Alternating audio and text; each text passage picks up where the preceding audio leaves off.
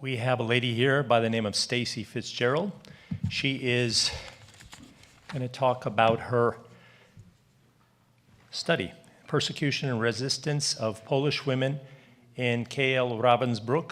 She's an independent filmmaker and producer from Atlanta, Georgia. Stacey, where are you at? There you are. Thank you. 20 minutes. Okay, can everybody hear me? You'll have to excuse my voice. I'm allergic to the fall, so I'll make it through it. So thank you so much for having me here today. I'm excited to share with you this true story about a group of young women in the Polish resistance and how they survived against all the odds in a concentration camp. But first, I want to show just a teaser of the film, just a short teaser, to give you a brief setup of the story and a glimpse of these amazing women of the resistance. So for me, my journey with this film really began about 30 years ago when I was visiting my grandmother in the isolated hills of northwest Alabama. My great-uncle John had stopped by to say hello, and the family was all gathered around the fireplace talking and telling stories. I was describing my first trip to Paris when my great-uncle John told me, much to my surprise, that he'd also been there. He had gone to Paris with Patton. He had rarely spoken about the war, and we thought we'd finally hear about Omaha Beach or the Battle of the Bulge. Instead, he told us about the worst experience of the war, about when he helped liberate a woman's concentration camp. After describing the horrors of the camp and the solidarity and strength of the women in the barracks, he asked me to promise that I would speak up and make sure that others knew what he had seen with his own two eyes. Many years later, excuse me, I met a writer, Martha Hall Kelly. She happened to be finalizing the first draft of what would eventually become the instant New York Times bestseller, Lilac Girls. Not yet. Her book was a work of historical fiction that was based on the true story of the rabbits. And had we seen that, you would know what the rabbits were. And they were young girls in the Polish resistance who were subjected to horrific experimental surgeries at the camp of Ravensbruck, or Ravensbruck, as we say here in the South. She held me spellbound that first evening, telling me the incredible story of the women who inspired her to write her first novel. And it was these women and the story that inspired me to search for the surviving rabbits and the women of the resistance who were with them in the camp. I wanted to have these women of the barracks tell us their story, a small piece of which I discovered my great-uncle and other American soldiers stumbled upon decades ago in war-torn Europe. With Martha's blessing and her Polish contacts, I was eventually able to find and interview 4 of the surviving rabbits: Wanda Potowska, Stasia Ojicko, Wanda Roshewicz, and Wojciech Zajska. Wojciech, the oldest of this group, would have been 20 when the Germans invaded Poland. The youngest, Stasia, would have just been 14. I was able to find and interview many other Polish Ravensbruck survivors, some of whom lived with the rabbits in the camp. I'd like to share with you what I learned from these women about how they resisted and by working together survived. It wasn't until I spoke with Stasia that I began to really understand. I'm gonna pull this down, I feel like I'm standing on my tiptoes. 1 second. It wasn't until I spoke with Stasia that I really began to understand the young women of the resistance who were on the September 1941 Lublin-Warsaw transport to Ravensbrück. Stasia, who sadly died a couple weeks after our interview, explained, "Mother and homeland, it became one, meaning for us truly, the most important thing was homeland and our mother. These were the 2 figures we created for ourselves that we loved most of all and for which we probably endured." These patriotic, devoutly Catholic girls, bound by their oath of God, honor, and country, were determined to always act in a way that brought honor to their homeland, their families, and their God. I discovered that this, for them, was the bedrock of their resistance.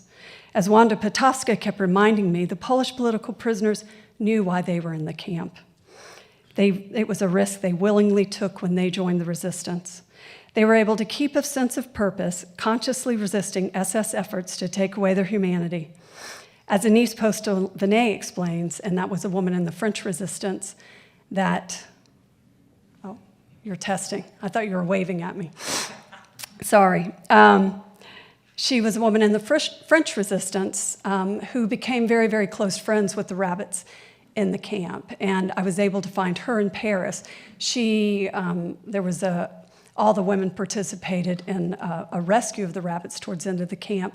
She was one of the ones that helped save them in the camp and helped them after the war. So as she explains, in a camp where cruelty dominates, the cruelest are kings. The women who suffer that, they become a bit cruel too, but not always, she said. In Ravensbruck, there were some exceptional people like the rabbits. I admired those girls because, first of all, I thought they were extremely brave. They were very organized for the camp's clandestine life.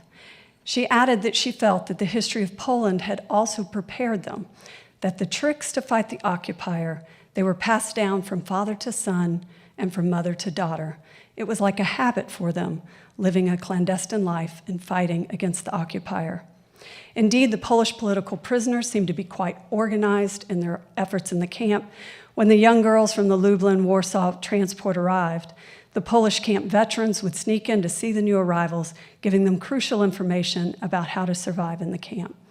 Many of the organized Polish groups in the camp were scout-based, and the largest of these was known as the Walls. Their motto was to persevere and help others survive. Realizing that emotional support was crucial to survival, they focused on anonymous acts of kindness, providing help to those in need. I spoke with Kama Janowitz, the last living member of the Walls. She told me that just like any other scout, I would do what applied to each of us. It was to help others whenever possible. Sometimes the smallest thing was the most important, when we tried to help everyone of every nationality. It was Kama who pretended to be ill, a very dangerous thing to do, so she could gain access to the camp hospital and discover why the SS had secretly isolated the first group of young women in August of 1942. Once alerted, the Walls quickly mobilized, assigning members of the group to be mothers to the rabbits during their subsequent series of operations. These mothers were responsible, excuse me, these mothers were responsible for stealing food from the SS canteen and the kitchen as well for the most recent group of rabbits in the hospital. The prisoners, however, could do little to battle raging infections, and 5 of the young women died. Many more would have perished but for the help that the young rabbits gave each other, limping from cot to cot with bedpans or water, soothing those screaming in pain or delirious with fever, banging on a locked door to try and summon a nurse to help a dying friend, or in at least one instance, pleading successfully with the doctor not to give one woman a lethal injection. It's worth taking a moment to describe what was being done and why. The initial surgeries were an attempt to create warlike wounds in the legs of healthy young women and infect them with aggressive bacteria and materials like glass and wood chips. Dr. Karl Gebhardt, the personal physician to Himmler and Germany's senior doctor for the 1936 Olympics, was so highly respected that he was called in to take over care for Reinhard Heydrich, who was suffering wounds received in an assassination attempt. Gebhardt refused to use sulfa drugs, believing that they were useless against gas gangrene. Heydrich, one of the most important members of Hitler's inner circle, died from his wounds, and Hitler evidently blamed Gebhardt's decision for his loss. The experiments were then dreamed up by Himmler himself to repair the rift between the two. Consequently, the sulfa drug experiments on the women were purposely designed to fail. They later moved on to horrific surgeries involving nerves, bones, and muscles. The first 2 of the 6 rabbits that were executed in the camp were shot in early 1943, which was a turning point for the women. It was then that they began to develop into quite a formidable force of organized resistance, which became one of the most visible and well-known in the camp. They now resisted in 2 different ways, the first of which was open defiance. The next time the women from the Lublin-Warsaw transport were called up for surgeries, they refused to go. To support them, the rabbits, as a group, decided to fight back. After writing a letter of protest to the commandant and not getting a reply, they staged a protest to the front of the camp to personally deliver a petition to him, signed by all the rabbits, explaining that it was, staged a march to the front of the camp to personally deliver a petition to him, signed by all the rabbits, explaining that it was against international law to experiment on humans without their consent. But for Wanda Roshevitz, it was simpler than that. We just went to protest that either the operation stop or they should just shoot us. It was a horrific sight, according to the women, with all of them limping, leaning on one another, or even being carried. Survivor Joanna Pension remembers it as an extremely moving moment for her. They have their legs bandaged, and cannot walk properly, or were on crutches. When I close my eyes, I can see this march of invalids to the Vorn, to the commandant. This actually seemed to work at first, but a few months later, the SS called up another group for surgeries. Once again, these women flatly refused. Although they fled and with the help of other rabbits attempted to hide, they were eventually identified and forcibly dragged to the bunker. The SS conducted the surgeries anyway, but this time in an unsanitary prison in an incredibly brutal fashion. The other rabbits and women were severely punished and locked up several days in a hot barrack without food or water. When they were finally let out for roll call, many simply collapsed where they stood. Although this open defiance ultimately did not stop the surgeries, it did inspire others. 3 days after the March of the Invalids, the other Polish political prisoners followed their lead and marched in a protest because of a new round of executions. Some have described it as a near riot. Another survivor told me that she hadn't been in the camp for the protests, but that they all still whispered about it at night in the barracks. It was a powerful symbol of resistance and strength, and from very young, crippled girls. For the rabbits, there was a sense of finally controlling their own destiny. Wanda Roshevitz observed, "We had some small satisfaction that we could have gone to the commandant, that we could protest person to person, because, of course, we were not seen as human there. It built us up a little." In addition to openly defying the SS, they also began a secret campaign to let their family, and thus the Polish underground, know of the atrocities in the camp. In late 1942, Himmler began to allow some prisoners to receive food parcels from home. This gave Nina Avanska an idea. She and 3 of her fellow rabbits, including Wanda Potowska, decided to write secret notes in invisible ink on their censored correspondence to their families. These were short letters that they were allowed to send once a month. The food parcels could then serve as a way for their families to respond to these secret messages. Once they discovered that the system was working, they could communicate news of all the atrocities that were happening in the camp in real time, like the murder of newborns and the death transports to Auschwitz and other places for gassing. The system was also useful for smuggling in things. For example, wrapping food in pages of books that they wanted to read or hiding much-needed medications. You don't know this, but you will see, hopefully, fingers crossed. The medicine that Anise Postovanet received from Nina Avanska, which saved her life in the camp, was smuggled in through the food parcels. Although the girls hoped that these letters could be used as documentation for legal proceedings after the war, they were also trying to get the information broadcast on the radio to let the world know what was happening in the camp, hoping that this would force the SS to stop their criminal acts. Their efforts did indeed pay off and may have helped delay their execution date. Not only did the Polish government in exile receive the information, but they ensured that it was broadcast over an affiliate of the BBC. The broadcast mentioned the women, the experiments, and the death transports. The broadcast also warned the Germans, naming Commandant Sorin among others. "We are warning solemnly that if any mass murders are committed or if the vivisection experiments continue, they will be held responsible. These crimes will be avenged with a red-hot iron." The SS was furious and started conducting constant searches in the rabbits' barracks, believing that they had somehow secured and were hiding a radio transmitter. It seemed that the rabbits had succeeded in rattling the commandant to their great delight. It wasn't until February 4th, 1945, that Gebhardt, who had the most to lose from the rabbits surviving, ordered that the women be executed. The rabbits were to be killed the next morning.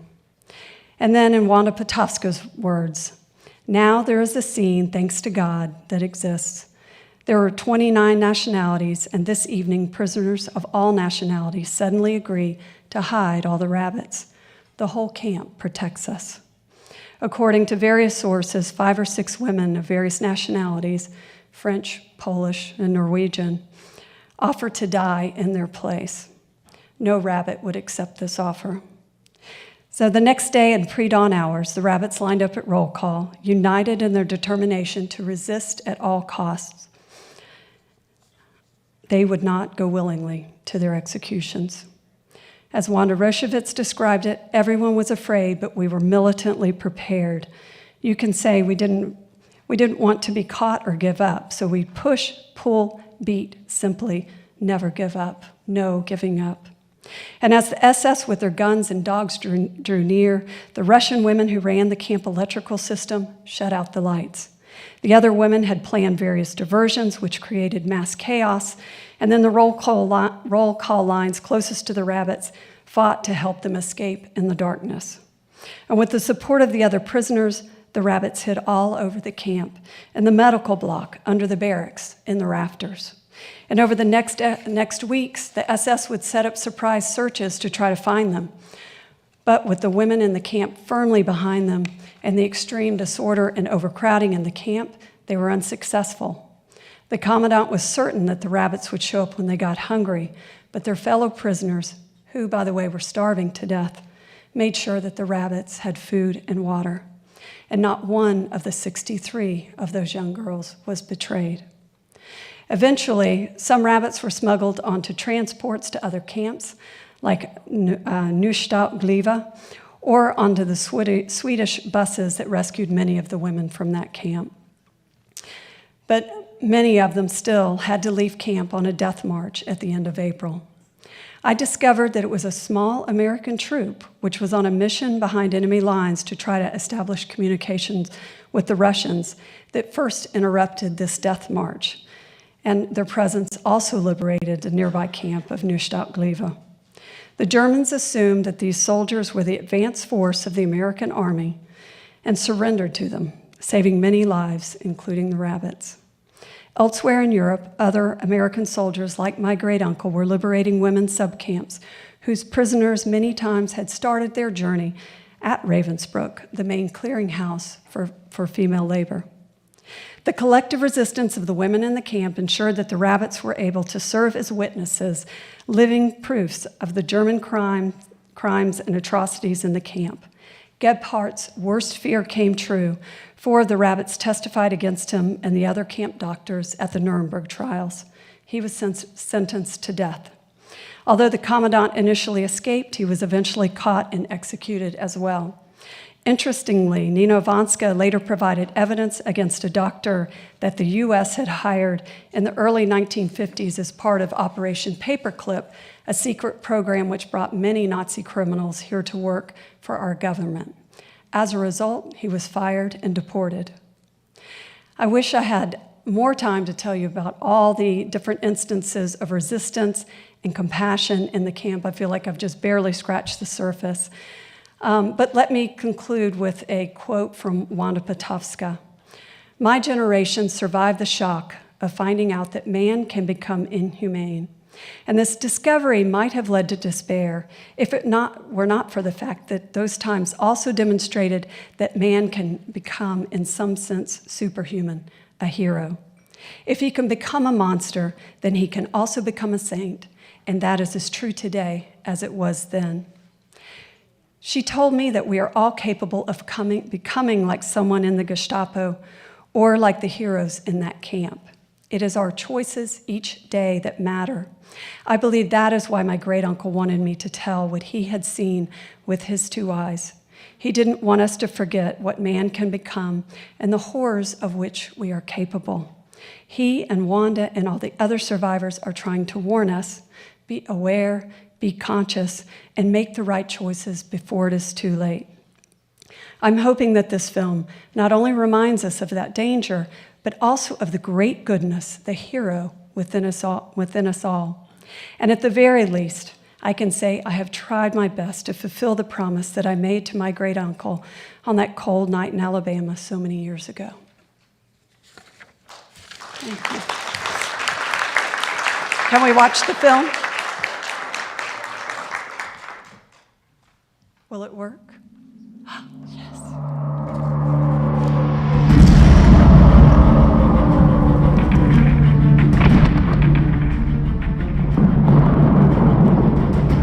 Wherever the German army went, they established systems of occupation. You have to imagine Nazi Germany covered by a web of terror. Resistance fighters from all these countries were brought to Ravensbruck.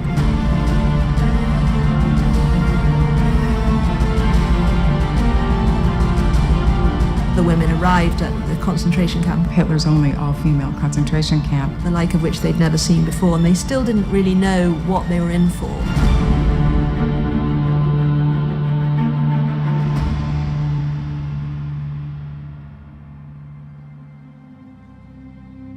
The Rabbits were Polish resistance fighters that were operated on at Ravensbruck concentration camp. The Nazis called them the Rabbits because they were their laboratory animals. German doctors, educated, intelligent men, I'm sure they were kind to their cats and dogs, set up this program. Their legs had been operated on to test the efficacy of sulfa drugs. The ones that survived afterwards hopped around the camp because their legs were violated so badly. These arrogant men thought that women were of so little value that they could just chop up their bodies, brutalize their bodies, and then throw them out to be executed. Rano doszło do 74 i były koleżanki, które po 5 razy miały operację. The Rabbits had two main ideas as to how to stand up to these atrocities. One was to literally protest, and at the same time there was a plan to let the world know what was going on. They devised this idea of sending secret letters to their families back home in Lublin in invisible ink. There was an idea that if they could only get the information out to the outside world, they would stop it. And they were hoping that it would be used in evidence in war crimes after the end of the war. So they were absolutely diligent in the information they gave. The relationship between the Polish women who had been experimented on and the French women started in the barracks. Nina Ivanska, one of the Rabbits, gave medicine that her father sent her to Annie's Postolonais, and it saved her life. Nina a vu que moi j'avais des abcès aux jambes et grâce à elle, mes jambes ont pu guérir et moi aussi, j'ai pu remarcher. There was this camaraderie that also developed amongst all the nationalities. Współdziałanie to był pewien rodzaj walki o być, o żyć. The Allies were advancing, and this kind of chaotic desire to destroy evidence had already started happening. The SS were aware that these experiments were a war crime of a special nature. This really was going to be the last chance for the SS to execute the Rabbits. Któregoś dnia wyszedł rozkaz rozstrzelania nas. The torture and the suffering and the degradation that was imposed on the Rabbits produced a solidarity amongst the rest of the prisoners that was unheard of. They were prepared to sacrifice their own safety for these women. This extraordinary system was arranged almost in a matter of hours. Idzie gromada Niemców, SS-manów, z karabinami w ręku, z przygotowanymi do strzałów, tak jak idzie się powiedzmy na bój.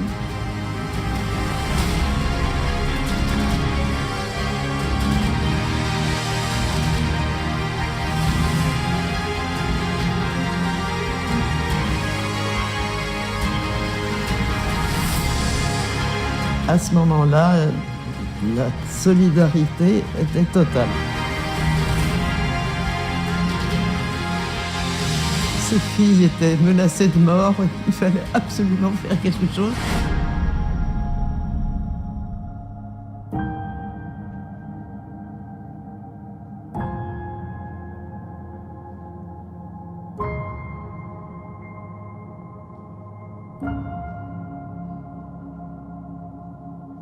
Bo przyjaźń ma ogromną wartość, proszę mi wierzyć.